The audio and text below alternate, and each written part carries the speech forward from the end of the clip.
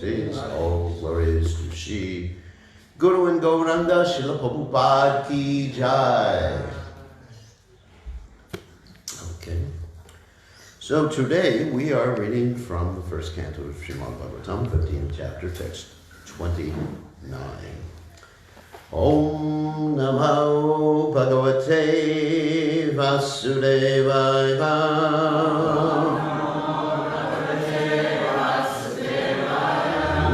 Om Namo Bhagavate Vasudevaya.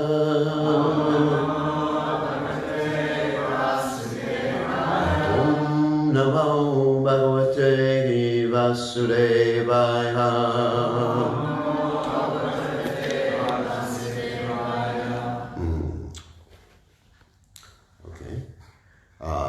Vasudevangri Anudhyana Paribrimhita Ramhasa Mokya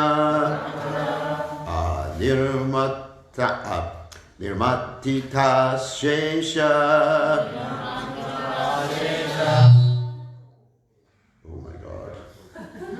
Kashaya Dishano Arjuna Vasudevang Yanadhyana Paribrimita Ramhasa Vokja Nirmatita Shesha Shaya Dishanorjuna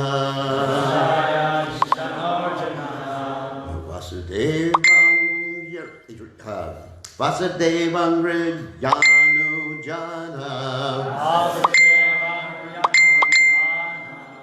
Paribrimhita Ramhasa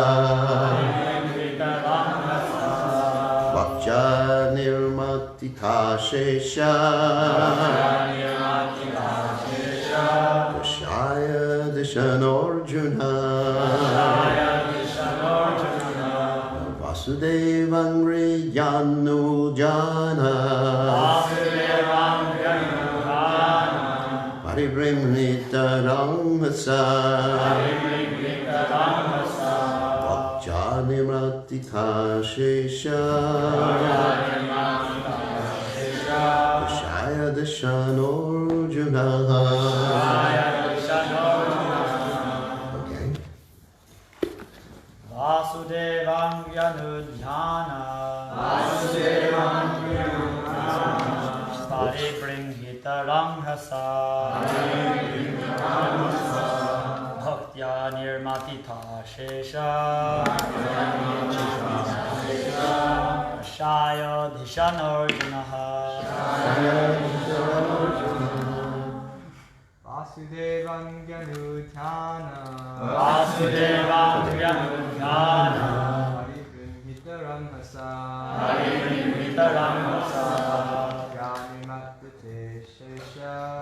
Jnanimatite Shesha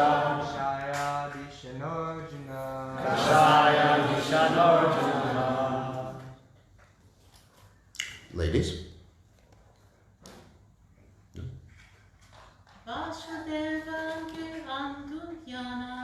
Vasudevang Yanudhyana Paribrimhita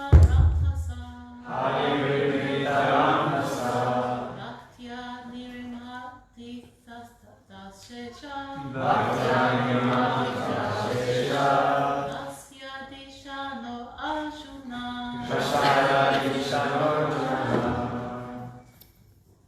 Vasudevang Yanudhyana Paribrimhita Ramhasa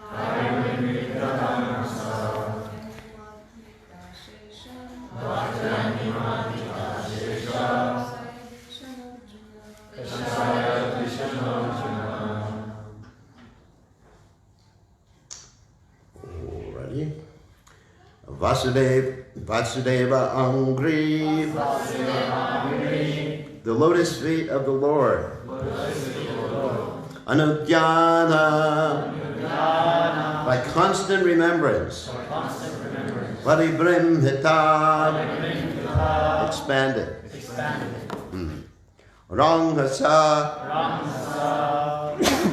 excuse me, with great velocity. Bhaktya, in devotion. Nirmatita, subsided. Ashesha,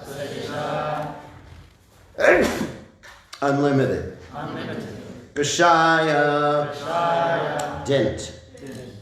Dishanaha, conception. Arjuna. So translation, Arjuna's constant remembrance of the lotus feet of Lord Sri Krishna rapidly increased his devotion, and as a result, all the trash in his thoughts subsided. So, purport by His Divine Grace A.C. Bhaktivedanta Swami Srila Prabhupada Ki Jai. Material desires in the mind are the trash of material contamination. By such contamination, the living being is faced with so many compatible and incompatible things that discourage the very existence of spiritual identity. Birth after birth, the conditioned soul is entrapped with so many pleasing and displeasing elements, which are all false and temporary. They accumulate due to our reactions to material desires, but when we get in touch with the transcendental Lord in his variegated energies by devotional service, the naked forms of all material desires become manifest, and the intelligence of the living being is pacified in its true color. As soon as Arjuna turned his attention towards the instructions of the Lord, as they are inculcated in the Bhagavad Gita, his true color of external association with the Lord became manifest, and thus he felt free from all material contaminations. So again, Vasudevang Yanu Jana Paribrimhita Ramasa Bhakja Nirmatita Shisha Kashaya Dishano Jana. So Omagana Timiranda Shagaranjana Shlakaya Chakshur Unmeditam Yena Tasmai Shigarave Maha. So one thing we have to make very clear here is that Arjuna was not in Maya. So if you read this translation, you'll see, wow, he had a lot of trash in his thoughts. Oh my God. Vishwanath Chakravarti Thakur, in his commentary on this particular verse, says that there is no question that Arjuna was in illusion. And he also makes the comment that in the case of Arjuna, Arjuna also had a specific empowerment by Indra when he came down, because he was Indra's son. So even that wasn't contaminated. So what's happening here in Arjuna's case? Well, there's several ways we can take this. One way is that yad yadachariti shreshtas tatat evetaro janaha. What does that mean? That as a great personality or a leader acts, people follow. So in the cases of great personalities, we do find that the end of their pastimes in this world, they do withdraw themselves from, let's say, external activities or political activities or whatever they were engaged in before. Although their activities before were spiritual. There's this interesting verse in the Bhagavad Gita, Brahmarpanam Brahma Avir Brahman no Brahmanamatam Brahma Dena Kantavyam Brahma Karma Sumadanam. That if one is absorbed in his activities for Krishna, we talked about this a little bit yesterday with like being in the zone or something like that. If one is absorbed in his activities for Krishna, those activities are spiritual, and the person doing the activities is spiritual, the result of doing the activities is spiritual, so everything becomes Brahman in the sense of spiritual. And example Prabhupada gives, that if you take an iron rod and you put it into the fire, it becomes or acts like fire for all intents and purposes. So it's not that we should think that the activities we're doing for Krishna during the day are mundane. They're not mundane. I remember one time someone was, let's say, driving a car, and in order to be Krishna conscious while he was driving the car, he was chanting his japa, and he had pictures all over the car, including on the steering wheel of Krishna, so he wouldn't forget Krishna. But he was a lousy driver. You know, Prabhupada, when Prabhupada saw people, chanting japa at the same time they were driving or doing something else while they're driving, Prabhupada would always say, pay attention to the driving. Because if you pay attention to the driving, then that's Krishna. If you're driving for Krishna, obviously. If you're driving to go to the movies, it's not spiritual. But if you're driving to go to the temple, or if you're driving to get something for the deities, that's completely spiritual. So we have to understand that everything Arjuna ever did in his life was completely spiritual. Although sometimes it appears, if you read the Bhagavad Gita, it appears that Arjuna happened to be in a little bit of Maya. But that was simply Yoga Maya. Yoga Maya and Mahamaya are different. Mahamaya is the illusion, or Krishna's energy that puts you in the illusion, so you forget about God and you become self-centered. That's Mahamaya. And Yoga Maya is an illusion that puts you in, that Krishna puts you in. So you forget that Krishna's God also. At least in Vrindavan. You forget that Krishna's God also. But you don't become self-centered. That's the difference. You're trying to please Krishna.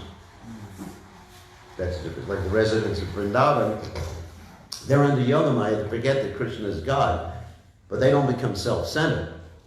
They become centered on pleasing Krishna. So in the case of Arjuna, he was never self-centered. He was always concentrating on his relationship with Krishna and how to serve Krishna, how to please Krishna.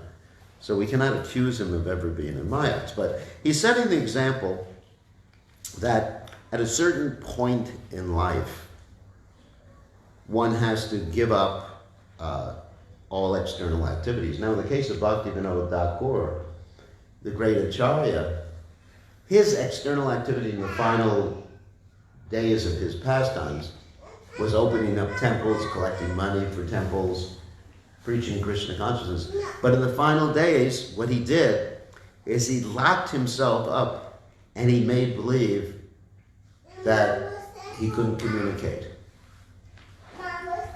Just so he could set an example for us how important it is at a certain stage to be completely focused on Krishna, and also how dangerous the material energy is. Like Prabhupada said one time, there's danger even on the royal road. Royal road means that when we're executing Krishna consciousness, we have so many opportunities for engaging Krishna's energies in the Yukta Vairagya platform. Yukta Vairagya means the renunciation of using things in Krishna's service. Yukta means to connect, and Vairagya means to be free from passion. That's what Yukta Vairagya means. But in the name of Yukta Vairagya, we do so many things for our own enjoyment. And there are certain concessions we have for sense gratification. Like Prabhupada said, it's like salt. Too much salt, and what? You get sick. High blood pressure, kidney disease, whatever. Too little salt, that's right. I keep my feet cool. So some part of the body has to be cool. So too little salt, and it's tasteless. Like Prabhupada one time was eating boiled vegetables without salt, and Prabhupada said to the devotees who were cooking for him, he said, let the starvation committee go to hell. He said, he likes tasty prasada. So that we have certain concessions for sense gratification. one of them is eating. Because if you don't eat, you die. So we dovetail that utilizing prasadam, right?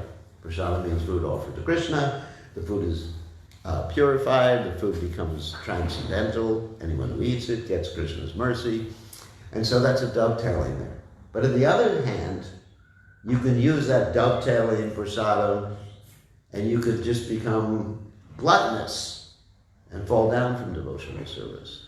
I mean, why do we have the statements like, Achahara, Prayasa, Shabha, Jalpa, Niyamangraha, right?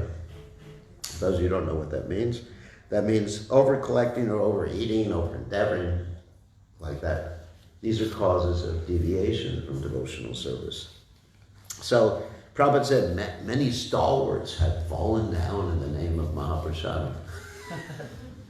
Just be careful of Mahaprasadam, dangerous. No, not really. But if someone offers you Mahaprasadam, it's not that you have to eat the whole plate. Actually, one little speck has the same potency. It's not you get. I remember in the early days of the movement, the devotees were thinking, Charanamrita, let me drink the whole bowl. So they would fill their cups up with Charanamrita, and at the Sunday feast, they would fill their cups up with gulabjamun juice. And they would drink it for several days, being intoxicated. Or even they would take the Sunday, what they used to call the nectar drink. It was like a fruit lassi or something like that. And they would let it ferment over 3 or 4 days. So it had alcohol, fermentation, alcohol. And so this is prasadam. Got to enjoy prasadam.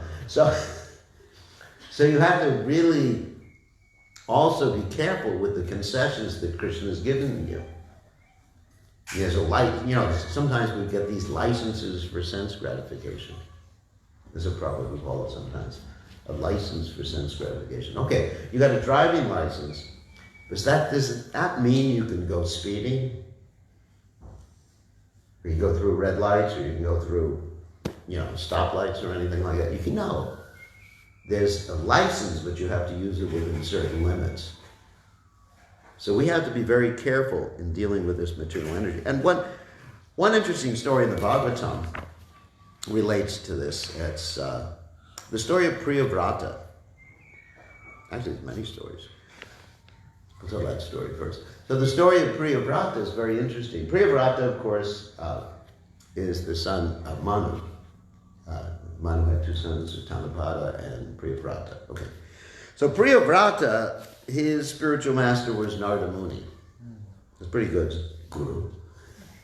And Narada Muni, he just is definitely like a sannyas guru. So he's telling Priyavrata, preaching to Priyavrata, this is from the Bhagavatam, you gotta not only take sannyas, but just don't get involved in this world. Don't do it. So he said, yes, Guru Maharaj, yes. And he was completely absorbed in Krishna consciousness. Then what happens is that his father's not so happy with that. But, his father says, yeah, you gotta become a king or whatever, in charge of everything. And you gotta get married and everything. And he says, no way, Jose. He doesn't use the word Jose, obviously. But he says, no way, Dad. Actually, in Vedic culture, to disobey your father's order is really bad. Really bad. But actually, one of the reasons we got so many devotees in the early days of the movement is that people disobeyed their father's order. And Prabhupada preached in India first, trying to make devotees, but no father would let their sons join the Hare Krishna movement. Prabhupada would even take out advertisements, would say to a gentleman, for example, that you have so many sons, just give one to Krishna. And the father would say, no. And the son obeyed the father. Yes, Pita Shri. I'll do whatever you want. Nowadays you don't find that anymore. Even in India, you don't find that. But so anyway, so Priyavrata's father, Manu, that's why people Manu, said to him, you gotta take care of the family business, which is, being a king and taking care of the kingdom, because Manu wanted to renounce everything. And Priyavrata said, no, Dad. And so they called for reinforcements. Like if you're having a battle and you're losing the battle, you have to call for reinforcements. So he called for Lord Brahma and even Vishnu. And they convinced, okay, Priyavrata, take care of the kingdom. And Priyavrata said, now I got to disobey the order of my guru. But, you know, Lord Brahma is the guru of my guru. So if you want to disobey the order of your spiritual master, there's a way to do it. You just go to your spiritual master's guru and get instruction. If he happens to be on the planet, just say, Grandfather Guru Maharaj, I don't want to follow my guru. And grandfather says, you don't have to. Anyway, so don't try it. Don't try it. Actually, it's an interesting story in the Ramayana about that. When, remember the story? Yeah, so there was a king who wanted to, it's not about grandfather, but something different. But anyway, there was a king who wanted to go to heaven in his same body. And then he approached a Vashishta Muni, and he asked Vashishta Muni, can you do it for me? Vashishta said no. And then he went to Vashishta Muni's sons, and Vashishta Muni's sons got so angry they cursed him to become a Chandala. So don't try to override the orders of your spiritual master. So getting back to the point, so Priyavrata had to take over the kingdom. And when he took over the kingdom, he just really got into things a lot.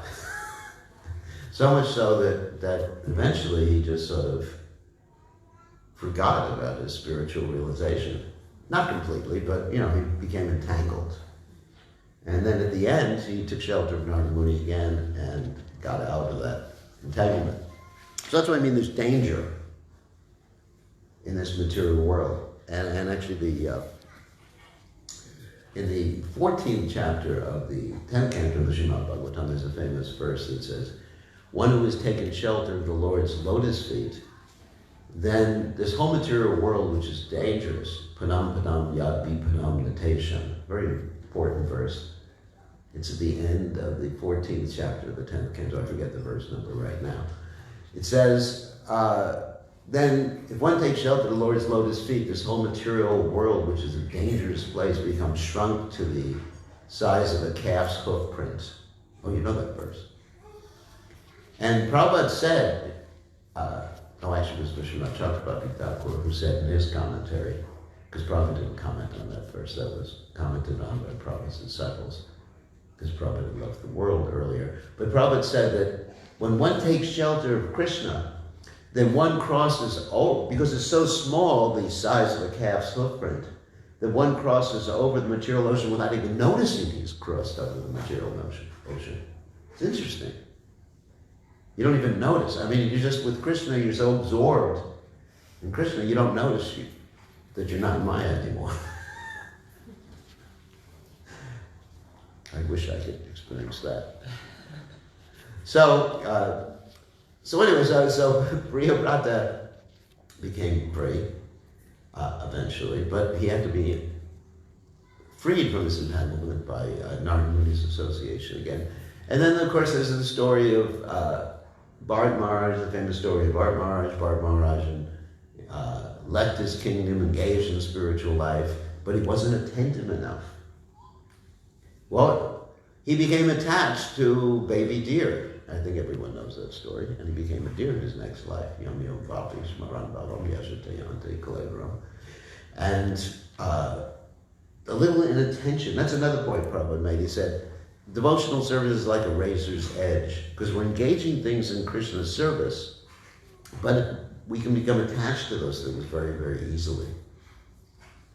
And like a razor's edge, Prabhupada was referring to a straight razor rather than the safety razors that the men use nowadays. Safety razor means you can't really hurt yourself that much because it has a guard on it. But a straight razor, anyone seen a straight razor? I used to go to the barber when I had big hair. So when I was Satya Sai Baba in my last engagement. And the barber would use this straight razor, and he could, I figured if he slipped a little, he could cut my ear off, because it was just this big straight blade like that. So devotional service is like a razor's edge, so you have to be really careful and alert. That's why it's called Buddha yoga too. You have to use your intelligence. And so Bart Maharaj, he wasn't alert.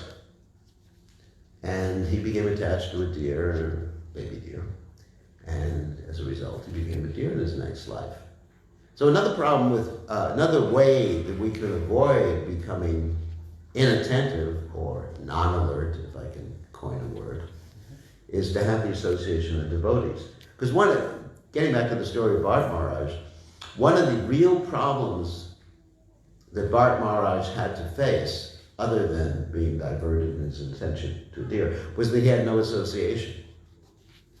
Had Bart Maharaj had association, then the other devotees would have said to him, "Hey Bart, Prabhu, you're in Maya, why the hell are you kissing this deer?" He got really absorbed. And he would have gotten corrected. Unfortunately, many times we separate ourselves from the association of devotees. Actually, the association of devotees is the most valuable thing. There's many statements that one should prefer to live in a cage of fire, in a cage of tigers or whatever, rather than live outside the association of devotees. Because the devotees correct us, keep us on the straight and narrow path. And that avoids these pitfalls that we can encounter in devotional service, to always remain with the devotees. So, Arjuna is showing the example of what we need to do and how we need to be cautious in dealing with this world. And even there's another case in Grandfather Bhishma did the same thing. It's described that at the end of the Mahabharata, he was, actually it's a Bhagavatam verse, he who spoke on many different subject matters withdrew his mind and concentrated on the lotus feet of Krishna. So there's a time for that. So how do we do this? Because we're not at the time of death right now. I hope not. Yeah, I hope not. I still have another 50 years to live, according to my astrologer. But anyway, you carry me around in a basket. But how do we put this into action? Because most of us are not. We may be at the final time of life. You never know. Padam yadi panam natesham, danger at every step. We put this into action by having good sadhana. We were talking with some devotees about this yesterday, that the most essential thing that we can do in remaining Krishna conscious, remaining on the straight and narrow path, is to rise early in the morning and attentively hear rounds, attentively hear the Srimad Bhagavatam, attentively worship the deities, attentively, whatever else we do, worshiping Tulsi and everything like that. And having that time where we throw out all these other things we're doing during the day. We don't reject them, we don't neglect them, but it's not the time for texting on your mobile phone. So many devotees, they wake up first thing in the morning, texting, or whatever, planning out their material day. So there has to be a time in the day for each and every one of us where we're just like concentrating on our relationship with Krishna. And then throughout the rest of the day, we won't become entangled, we won't overstep, we won't have that danger on the royal road, as we mentioned before, if we simply have good sadhana. Sadhana, of course, means practice, Krishna consciousness. So that's the key. That's the key, and Arjuna is showing this at the time of leaving this world. The importance of separating yourself from your activities at a certain point in life, not necessarily the time of leaving the body, and then you can be absorbed in Krishna. So, any questions or comments? Keep it short. Yes?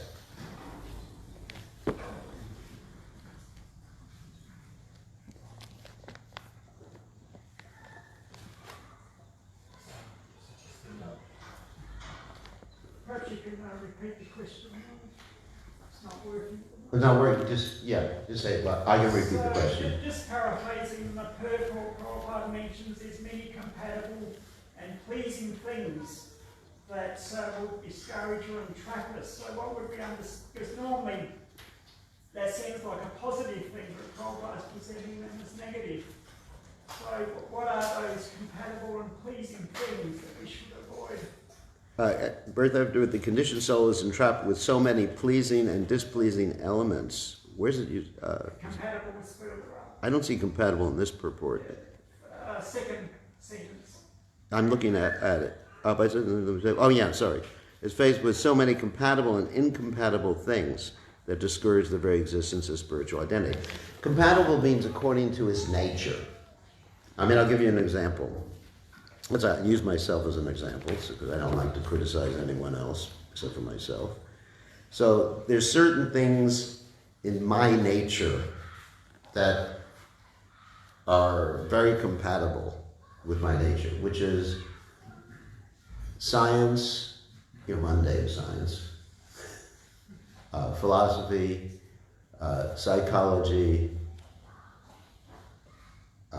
I'm not a Vaishya, so business doesn't really interest me that much. The stock market doesn't interest me.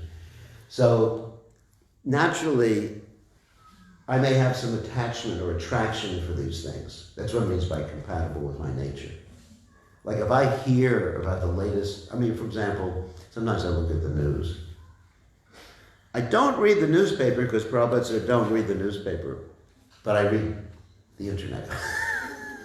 It's a way of following the order of the spiritual master and the words, but not the spirit. You understand what I mean?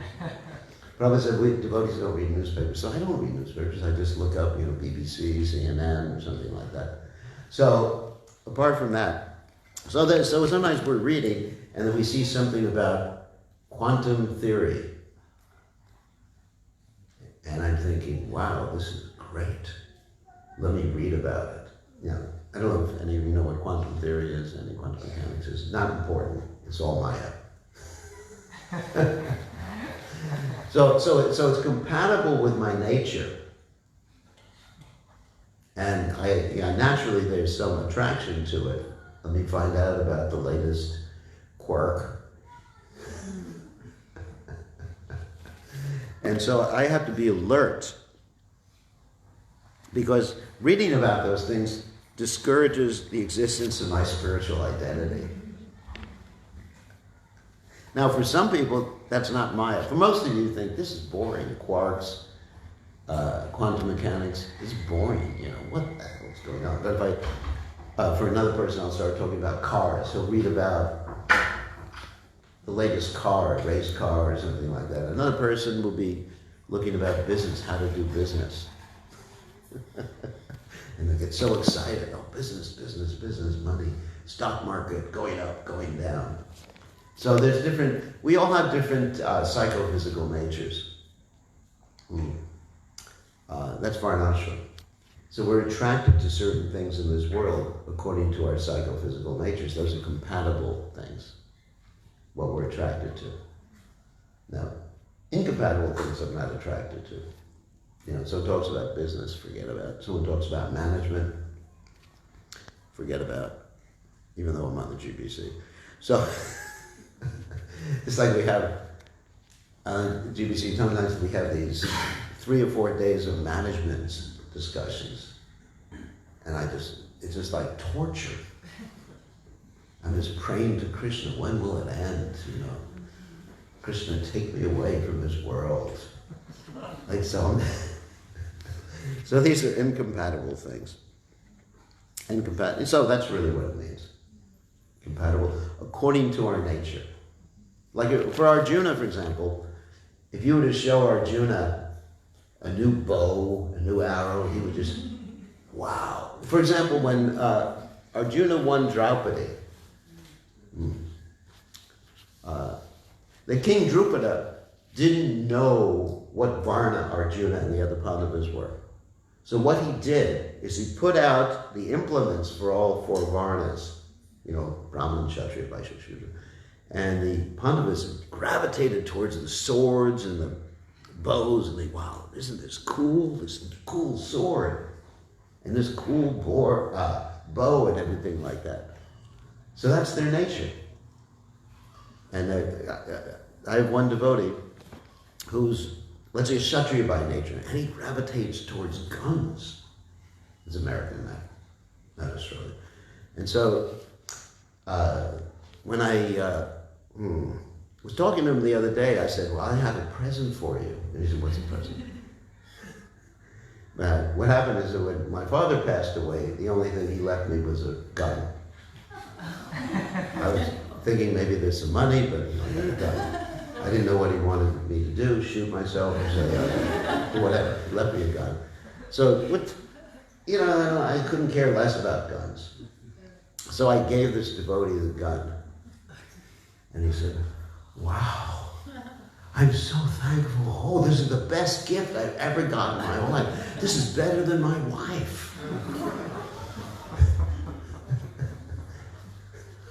And he just cherishes it. And it's good. I mean, he uses it in Krishna service, like when he comes to the temple. On Sunday feast, we have him posted at the back with his gun. He leads kirtan with a gun, holster there. He was leading the Sunday feast kirtan the other day. And he had a gun, outside gun. And I was just thinking, what are people thinking? Devotees they shoot straight. So anyway, there's different compatible things. He even sleeps with his gun. I'm not saying it's bad, I'm just saying everybody has their own nature. And so we have to be careful. Because in the name of Yukta Vairagya, we can use those things more than absolutely necessary. Because the statement is we should only take what's absolutely necessary in this world to use in Krishna service. If we take any more, it can become entangling. So, does that answer the question? So any other questions or comments? Yes?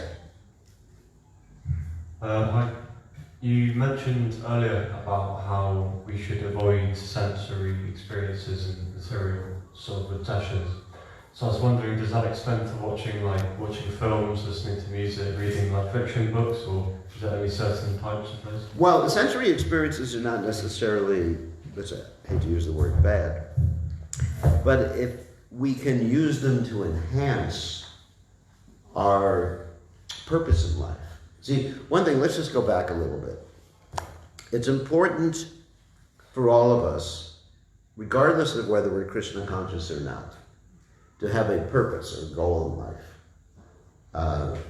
And Krishna in the second chapter of the Gita talks about that. He said that, those engaged in spiritual life, they remain focused on their purpose. And those in the lower modes of nature, Bahushaktas, Chvanantascha, they're all over the place. In other words, their span of attention is very, very short. So let's talk about if one wants to be Krishna conscious, and I'm not saying that everybody has to be Krishna. You don't have to be Krishna conscious. Anyone can choose their own purpose. Someone can say my purpose is to make a lot of money. My purpose is to be famous. I'm not saying you have to. I don't like to use the word have to. People choose. So if someone wants to be Krishna conscious, then what they do should be accepted in that light to help them or enhance their Krishna consciousness. So let's say if they're watching something, a video, if it enhances their Krishna consciousness, that's nice. I mean, I like to think that watching Star Wars enhances my Krishna consciousness. I mean, I did watch it. I'm sorry. Apologize to everyone here for being a Maya. But anyway, so I'm not saying everything I do is Krishna conscious. That would be a lie. So really, the quicker we, the more we have that focus, the more we can accomplish. Whether it's in business, whether it's in spiritual life, the more you focus and then you accept everything and reject everything based upon your purpose, then the quicker you will achieve the goal that you're seeking. Does that make sense? So just think, what I advise is it's a good idea for people to think of what my purpose is. Otherwise you can live your whole life and not accomplish anything, and it's pretty frustrating. Even materially, it's very frustrating to be 70, 80 years old, and you look back and what did I do? I just didn't do anything. Wasn't successful in business, wasn't successful in marriage, wasn't successful in this, because I just wasn't focused on my purpose. So figure out what our purpose is. It's good to figure out what our purpose is, and of course my purpose hopefully is Krishna consciousness, serving Prabhupada. Actually, Krishna consciousness. That's sort of a vague statement. I would say, if I had to think, just revealing my mind, what is my purpose? My purpose is to please Prabhupada. I would say that's the primary purpose of my life. And then based on that, I try to accept and reject things. Accepting certain things, whether it's a video or whether it's a travel here or travel there, based on that. So, does that answer the question? So, yes, I'm not going to give a statement that movies are bad, Just have to see if it fits in with your purpose. Yeah, Bhavini.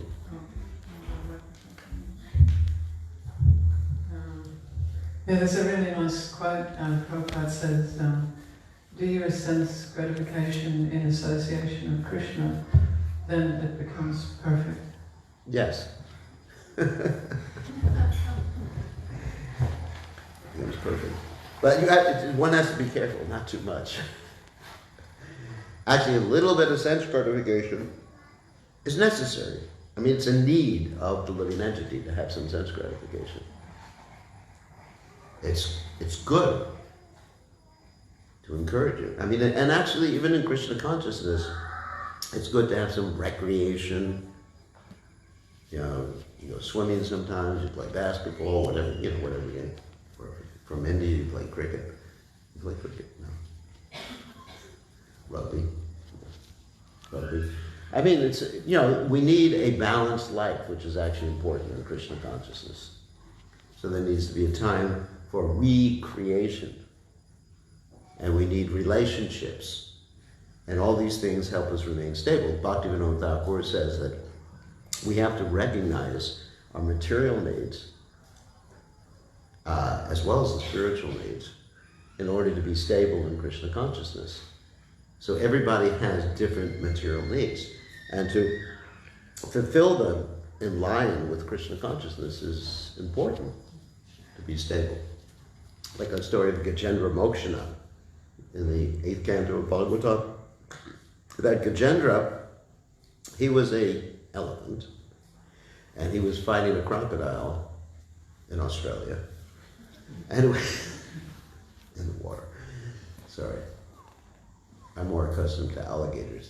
They're small crocodiles, easy to deal with. So he was fighting a crocodile in the water, and because he was outside of his natural element, he was losing until Krishna came and saved him. So Prabhupada said in that regard that everyone should find their natural situation in terms of the ashrams or varnas where they're satisfied and happy. And so they can progress in a stable fashion in Krishna consciousness. But whatever that ashram, varna is, getting back to the point, sadhana is extremely important. Because without the sadhana, everything becomes mundane. Without the practice, without the waking up early, the chanting, the meditation, the focus on Krishna, the understanding. Sadhana is a time for understanding your purpose in life. Not just you do your sadhana, niyamagraha, or just ritualistically. I did my sadhana this morning. I got my rounds done, now I can do any damn thing. As Prabhupada at one time mimicked a devotee. But it's a time for focusing. What is my sankalpa? Sankalpa is a Sanskrit word which means purpose, reason. So what is the sankalpa? Why am I doing this sadhana? So you focus on my goal of life. Then the rest of the day goes pretty nicely. Or as nicely as possible. So, yes, Rupa.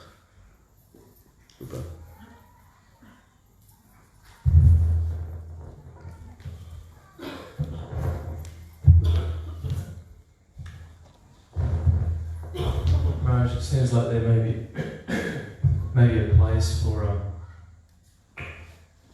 dovetailing, like maybe watching some sort of movies or reading some books that are outside the Christian conscious philosophy. Yes, to, of course. to facilitate preaching, but at the same time it seems like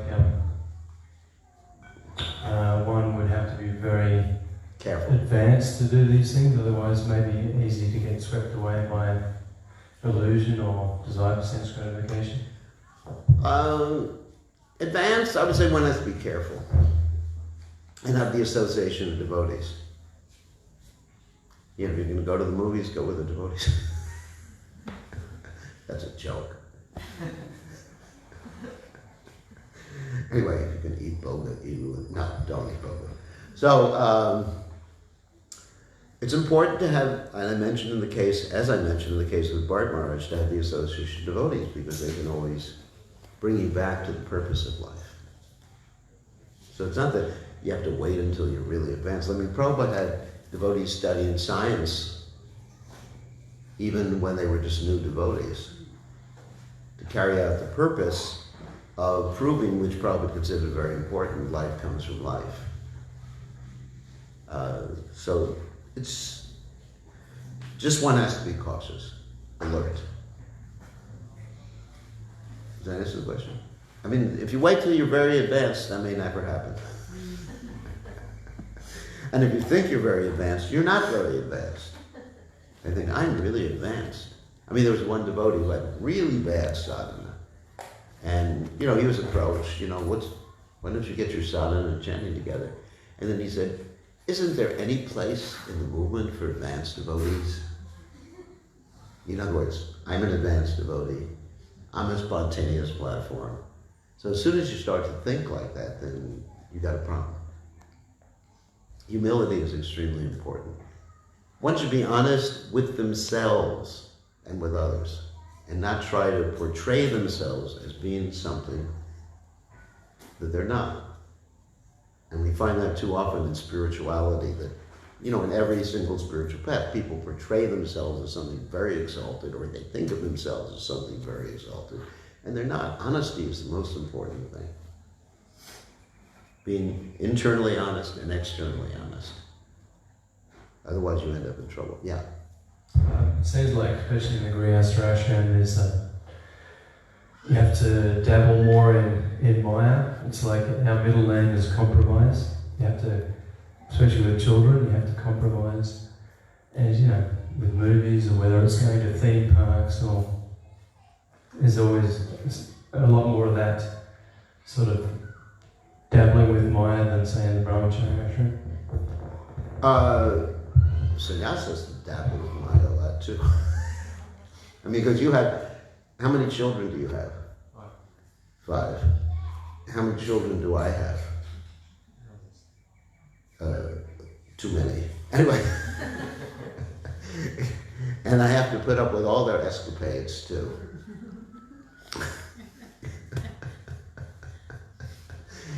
Some of them are here doing, not here in the temple room, but some of them are doing things, here in this area, and you know who I'm talking about.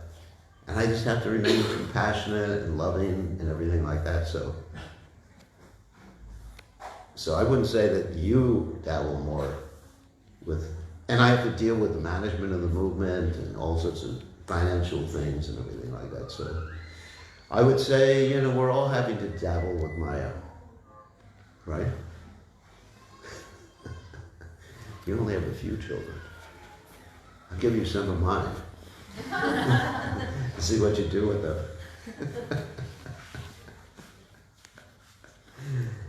You can't imagine. You can't imagine. I've seen more varieties of Maya than I ever knew were possible in this world.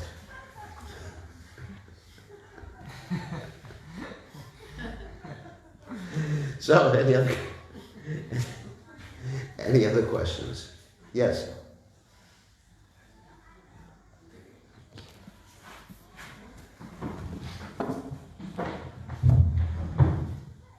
Haribol Maharaj.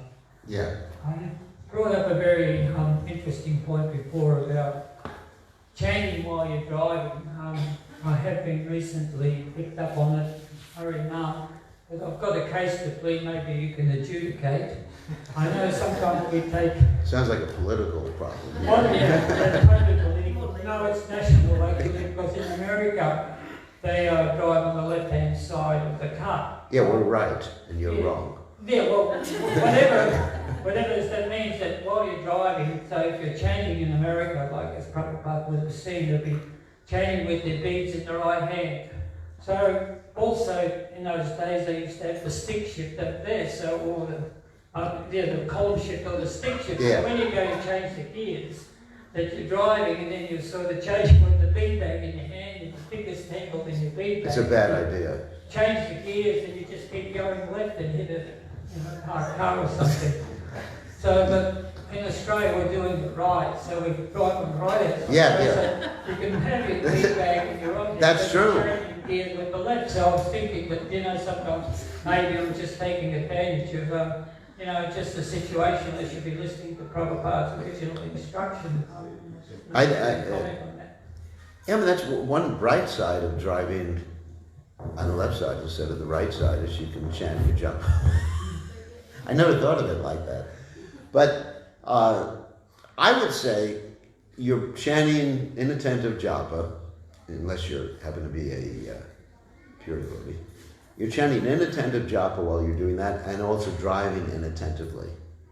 Prabhupada really wanted the devotees to concentrate on the rounds and concentrate on driving. Because the driving is not Maya, it's Krishna.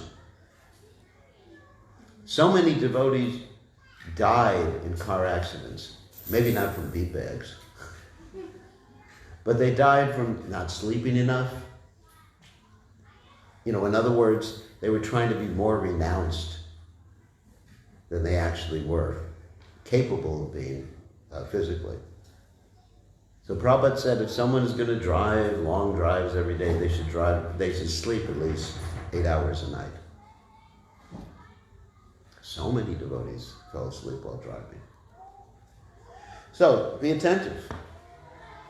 Brahmacharis are right. The what?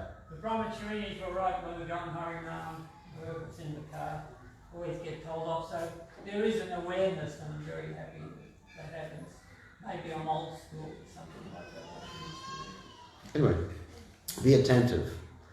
All right, if there's no other questions, we don't want to go on forever. Thank you very much. All glories to Divine Grace. Srila Prabhupada ki jai. Govardhana.